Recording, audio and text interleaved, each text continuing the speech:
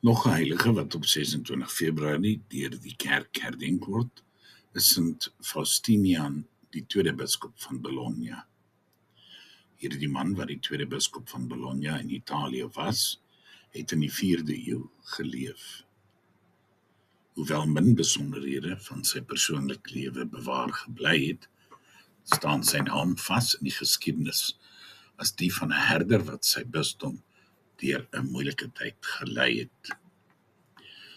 Die 4de eeu was 'n tyd van groei, maar ook van groot spanning in die kerk.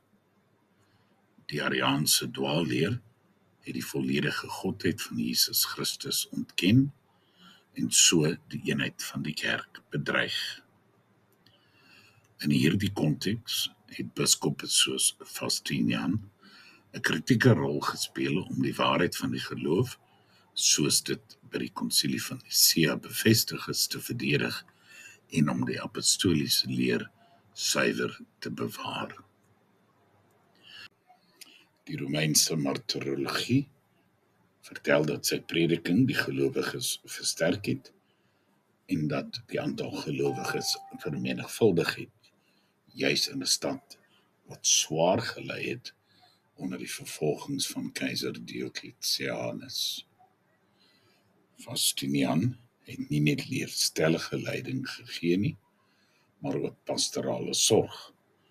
Hy het die gelowiges aangemoedig tot gebed, tot morele integriteit en tot trou aan die sakramente.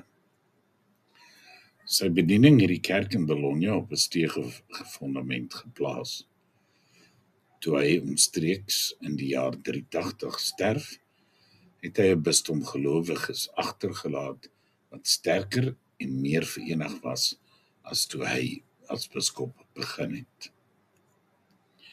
Sint Faustinian van Bologna bly 'n stille maar kragtige getuienis van 'n biskop wat waarheid, eenheid en liefde bewaar het. Mag sy voorbeeld ons inspireer om ook vandag die kerk en ons gemeenskappe te versterk deur ons getrouheid en met pastorale sorg.